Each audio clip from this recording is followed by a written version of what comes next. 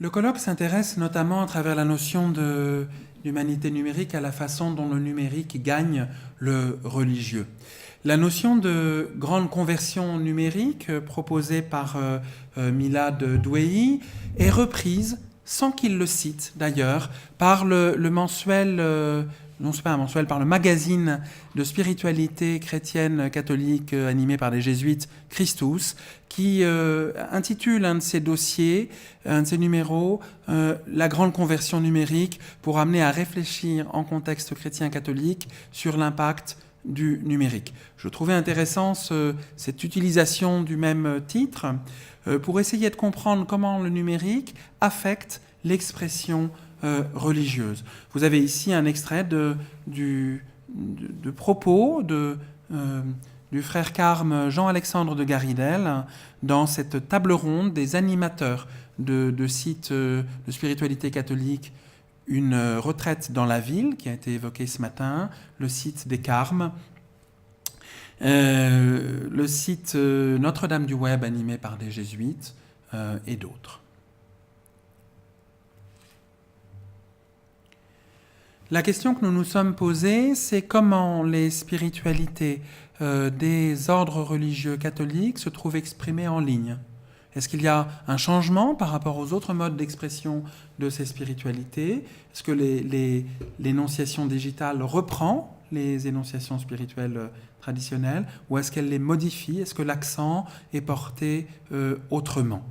Donc il y a, je l'ai indiqué, quelques travaux qui ont porté sur des sites de spiritualité ou de prière catholique en France et notamment en psych ou en sociologie. Mes travaux sur des PowerPoint de prière d'une abbaye bénédictine québécoise, Sainte-Marie des Deux-Montagnes, qu'on verra tout à l'heure. Les travaux d'Isabelle Jonvaux, la sociologue, sur une retraite dans la ville et plus généralement sur les monastères et l'utilisation d'Internet avec Dieu en ligne. Et les travaux d'Andrea Catellani, donc sur le site Notre-Dame du Web. Donc les sites web étudiés, en fait, nous souhaitons étudier, c'est un travail que nous allons poursuivre,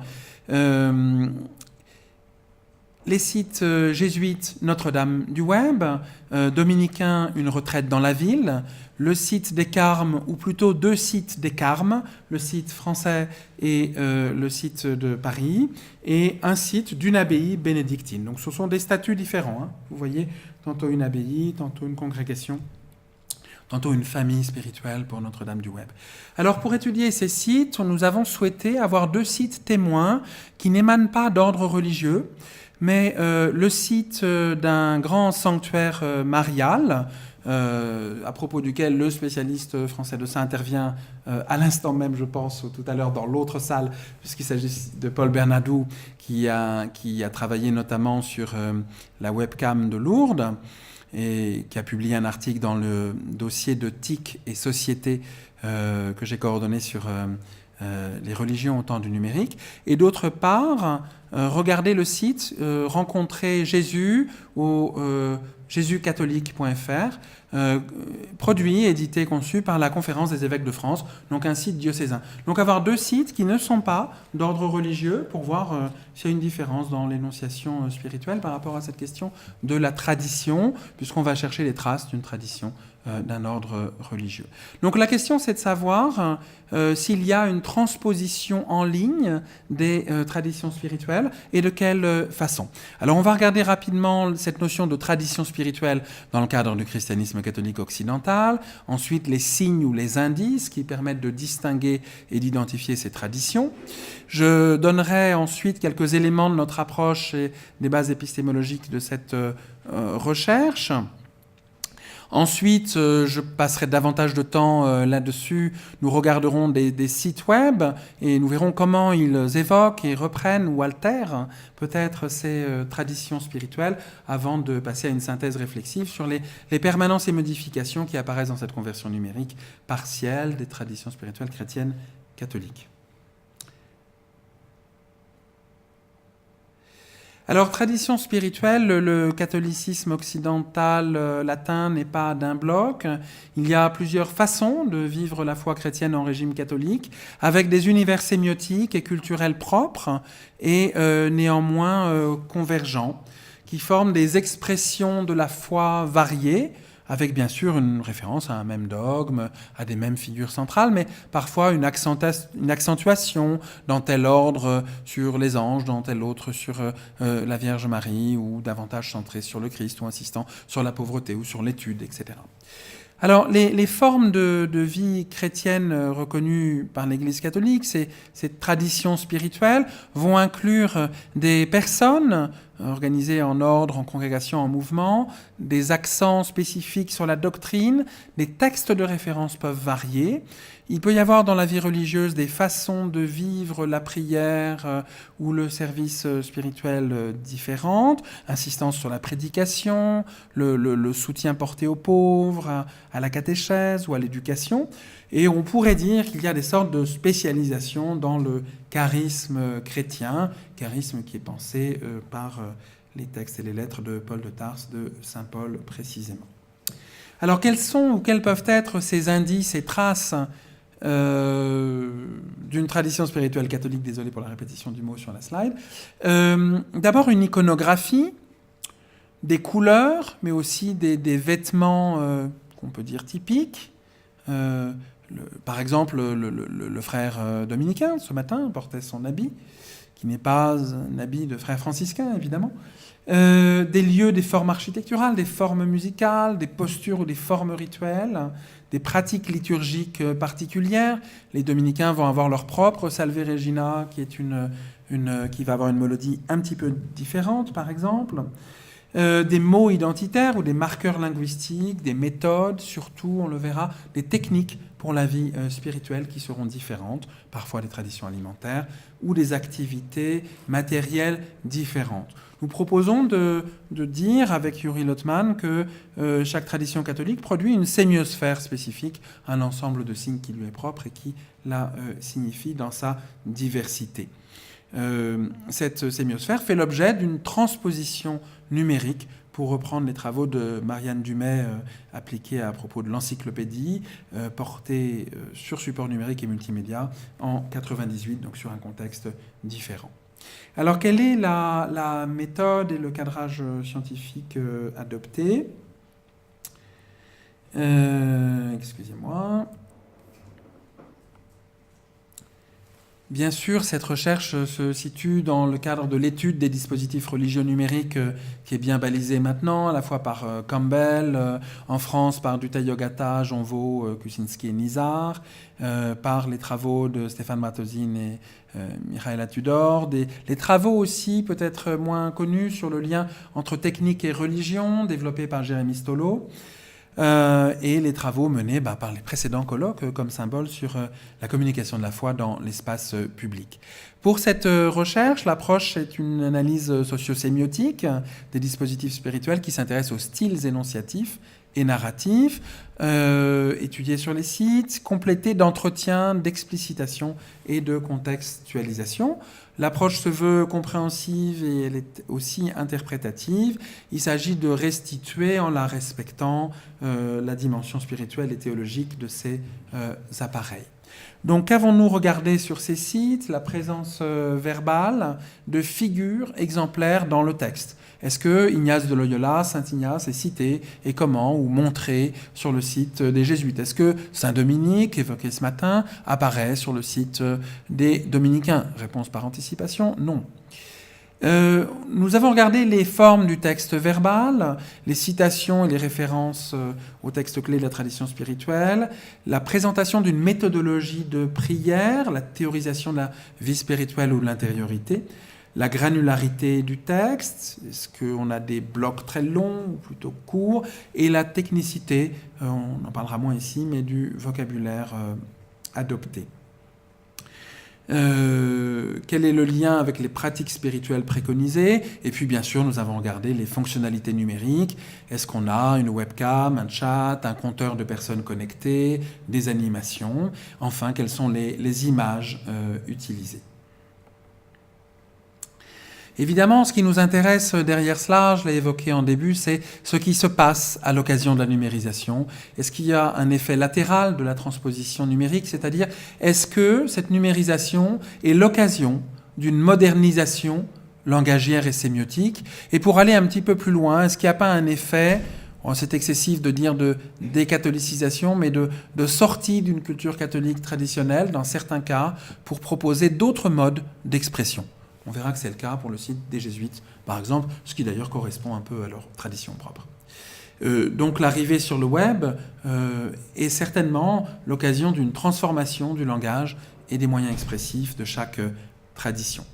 Donc nous allons regarder, et nous avons regardé, la persistance ou l'abandon de la représentation iconographique des saints et des textes fondateurs pour chaque tradition.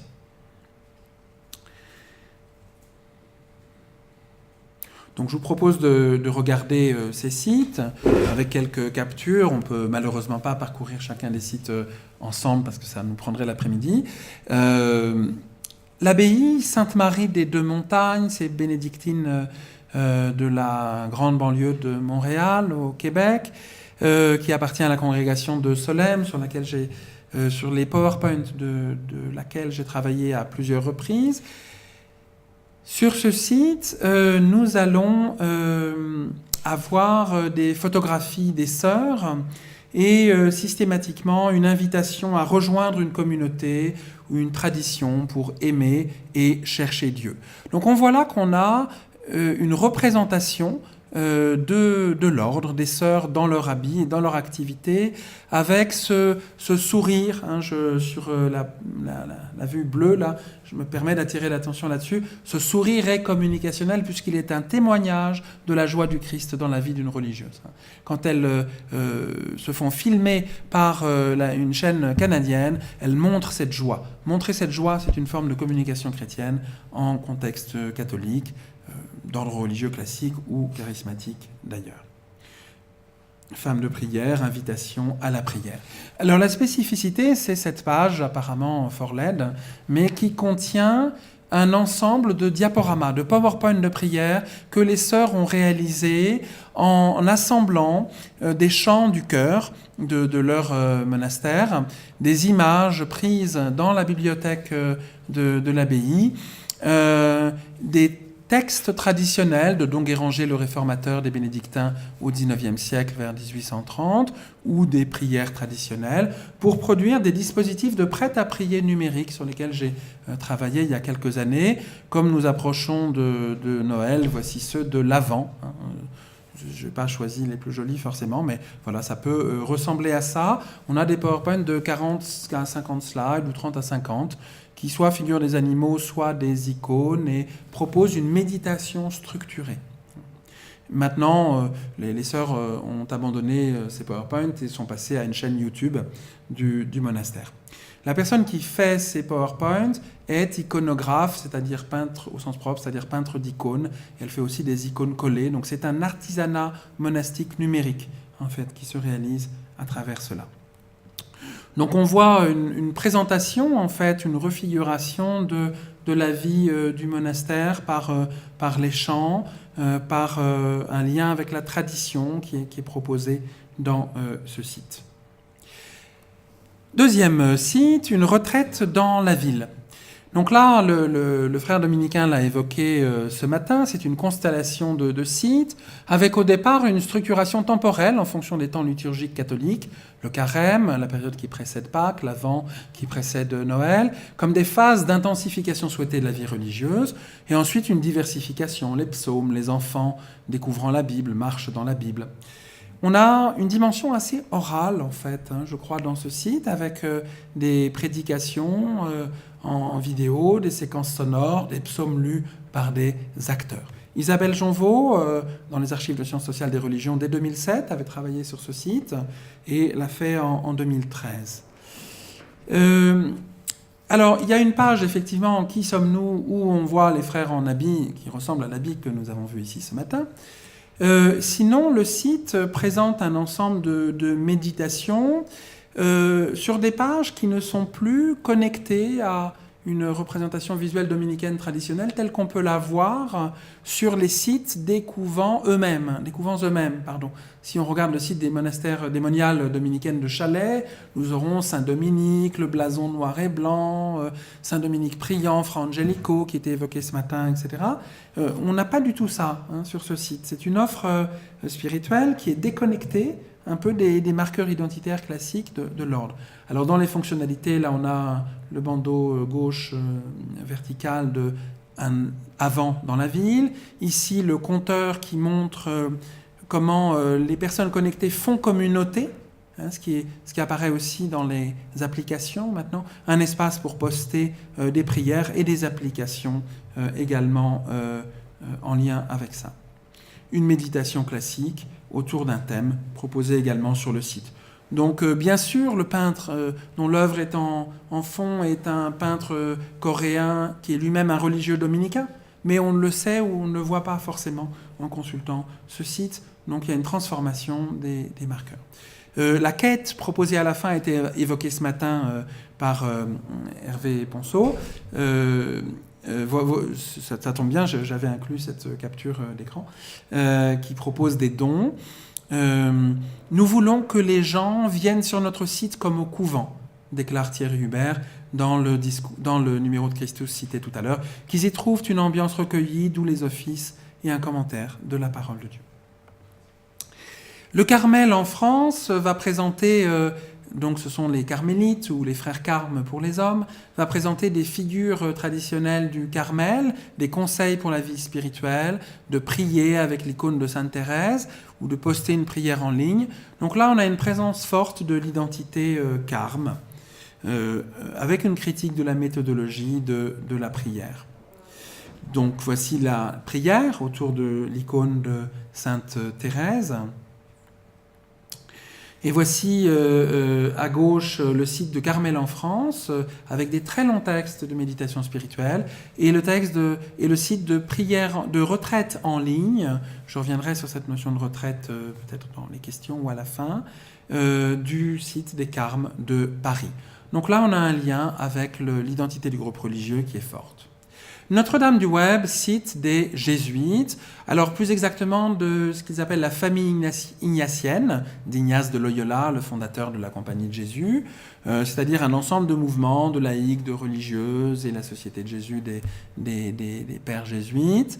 Andrea Catellani a pas mal travaillé sur ce site qui propose des espaces pour prier avec des récits, des images, mais qui ne fait pas de référence aux saints jésuites, Saint François Xavier par exemple, ou d'autres, qui cite très peu le manuel fondateur de la méthode spécifique des jésuites, les exercices spirituels, qui néanmoins reprend cette tradition sur laquelle Andrea a travaillé d'images légendées qu'on trouvait dans la première modernité, et une hypermodernité, une intégration des standards actuels du web avec des textes qui vont être présentés par petits morceaux. Ici, on a la méthodologie, prier en 7 étapes. Donc on retrouve cette méthode jésuite structurée de la méditation. Les sites par comparaison. Alors Notre-Dame de Lourdes, j'en profite pour m'excuser, il y a une horrible coquille dans les actes. Nous avons laissé passer 1959 pour les apparitions, alors que c'est évidemment 1859. Donc lisez plutôt sur ce sujet l'article de Paul Bernadou, quelques pages avant, qui sera plus juste, au moins sur cette date et sur le reste, que le nôtre. Voilà, donc désolé, c'est corrigé ici. Le message de Lourdes, pauvreté, prière, pénitence, comme l'avait extrait Laurentin, apparaît. Le site est créé dans les années 90 et propose en fait de voir le sanctuaire, de voir les célébrations, de voir la grotte de Massabielle où la Vierge Marie serait apparue à la jeune Bernadette Soubirous. Et donc, c'est un site de mise en présence.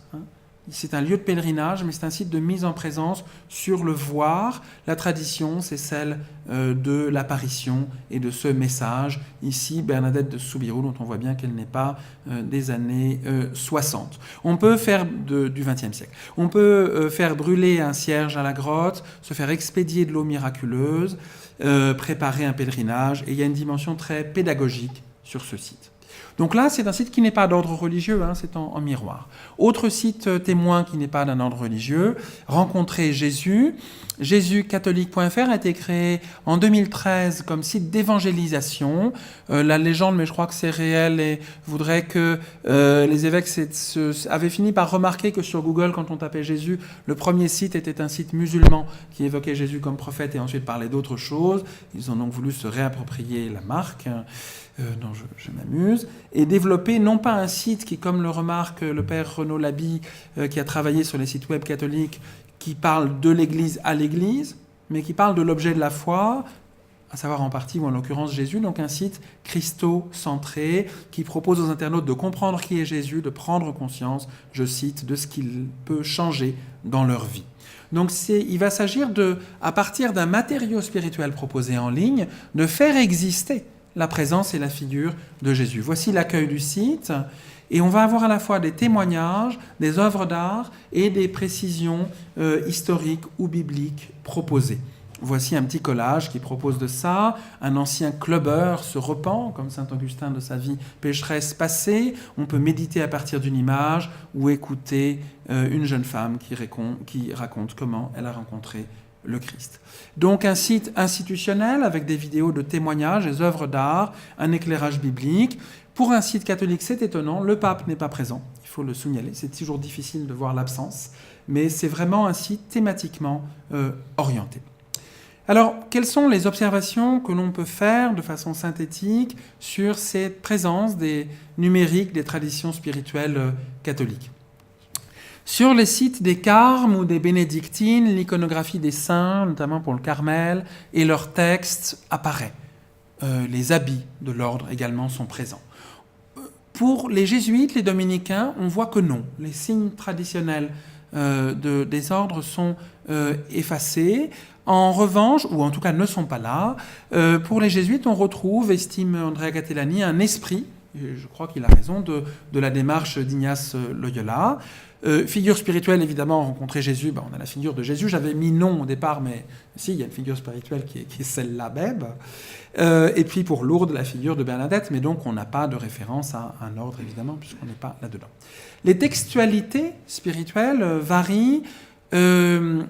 Les Carmes vont proposer des textes très longs, surtout sur le site français, dans la grande tradition mystique de Thérèse d'Avila ou Jean de la Croix, là où Notre-Dame du Web propose des textes extrêmement brefs. Andrea Gatellani propose la distinction de reprendre la distinction de Deleuze et Guattari dans Mille plateaux, je crois, sur le lisse et le strié. Le lisse serait du côté des Carmes et le strié interrompu du côté des jésuites. Dans Retraite dans la ville, on a un texte court, fragmenté, et sur Sainte-Marie des Deux-Montagnes, des textes courts également. Les pratiques spirituelles préconisées pour les Carmes, il s'agit d'être initié à l'intériorité, de participer à des prières. Pour Sainte-Marie des Deux-Montagnes, on va passer par la liturgie. Pour Notre-Dame du Web, on s'essaye à des méditations variées, et une retraite dans la ville propose d'écouter des prédications et des psaumes. On voit que c'est très différent de Lourdes, être là, devant la grotte, prier le chapelet. Moi, j'ai vu j'ai vu des prêtres prier le chapelet devant leur portable avec la webcam. Et rencontrer Jésus est un site d'initiation, en fait. Alors, pour conclure, on voit qu'on a une relation entre numérisation et modernisation langagière et sémiotique, au moins dans le cas des dominicains et des jésuites, d'une retraite dans la ville, et de Notre-Dame du Web. L'hypertextualité remplace le manuel ou le recueil d'homélie, ou les notes écrites de direction. On a une délivrance de ressources spirituelles numériques, évidemment, mais les animateurs de ces sites ne souhaitent pas parler d'accompagnement spirituel qui ne peut être effectué que par une personne.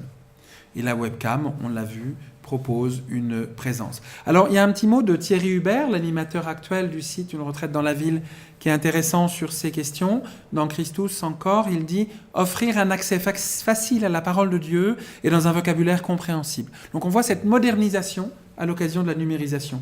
Elle n'est pas induite par lui, mais c'est à l'occasion, par celle-ci, mais c'est à son occasion. On a néanmoins une réalité et des modalités de persistance, des figures emblématiques des saints pour les Carmes, pour les bénédictins. Donc on ne peut pas dire qu'il y a une disparition des figures traditionnelles. Oui, pour les jésuites et les dominicains, mais pas pour les autres. Et enfin, on a un lien entre la méthode spirituelle de ces ordres et ce qui est proposé en ligne, notamment par le type de texte ou les présentations spirituelles. Alors, ces religieux ont conscience, là encore je me réfère à la table ronde de Christus, que je cite plus que nos entretiens, mais elle est très explicite. Les animateurs de ces sites ont conscience de la diversité des spiritualités et des différentes manières de faire, des différents charismes de ces congrégations, ce qui n'est pas toujours connu à l'extérieur de l'Église. Est apparue une figure que le frère Hervé Ponceau a évoquée ce matin, qui est celle sur laquelle nous poursuivons maintenant notre travail, Andrea Catellani et moi-même, sur la notion de retraite en ligne. C'est assez paradoxal que sur mon smartphone, je puisse recevoir des psaumes avant Noël et que ça s'appelle une retraite, alors que je suis toujours à Lyon, à Marseille ou à Montpellier et que je mène une vie active et que je ne me retire pas du tout du monde. Et c'est comme si le passage au numérique sortait du monde, alors qu'en réalité, ce sont plutôt les contenus spirituels qui y entrent. Donc ça décrit des périodes d'intensification de la vie spirituelle ou de la fourniture de contenu spirituel, comme on l'a lorsqu'on effectue une retraite dans un monastère. Et puis c'est un mot assez identitaire aussi, on a évoqué ces types de questions tout à l'heure, c'est un mot chrétien et catholique, la retraite, et donc c'est rassurant pour évoquer cet envoi de psaumes sur mon smartphone. Alors il existe, je terminerai avec ça, une interprétation spirituelle en milieu évangélique pentecôtiste, ça existe avec le livre récent d'Éric Sellerier, Connexion divine, mais en milieu catholique aussi, Thierry Hubert parle par exemple d'une Pentecôte inattendue. La Pentecôte, c'est la venue de l'Esprit Saint. Donc il pense que ces outils numériques signalent ou sont le signe d'une Pentecôte inattendue. C'est-à-dire donc que l'Esprit Saint utilise, désolé pour le micro, utilise les technologies numériques pour se manifester. Donc il y a quelque chose de très ambitieux derrière dans cette interprétation spiritualiste de l'offre sociotechnique religieuse. Donc évidemment, dernier mot, cette grande conversion numérique n'est qu'un nouvel épisode d'une histoire ancienne de reconfiguration incessante des sémiosphères chrétiennes, c'est-à-dire que les signes ont gagné d'expression de la foi des supports différents, se renouvellent sans cesse comme la communication chrétienne. Ce n'est qu'un moment les acteurs des ordres religieux de l'Église catholique ont l'intelligence et l'ambition, on l'a vu ce matin, d'utiliser ces dispositifs. Voilà, je vous remercie et je m'excuse d'avoir été un peu long.